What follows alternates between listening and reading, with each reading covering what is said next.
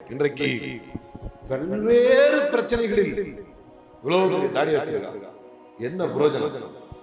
ஒன்னா நம்பர் ஃப்ராடா இருக்காங்க. அவன் ஒரு செகண்ட் இந்த மார்க்கும் இந்த இஸ்லாம் எவ்வளவு சிரமத்திற்கு பின்னால் நம்ம இடத்துல வந்து சேர்ந்து இருக்கிறது பொழுதன்னைக்கு தான் கேட்கிறேன்.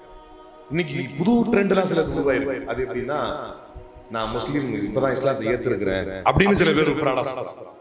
இஸ்லாத்தை ஏத்துக்கிட்டதுன்றதை சொல்லி சொல்லி அதை ஒரு லிவரேஜா பயன்படுத்தி அதை வந்து ஃப்ராடு பண்றாங்க.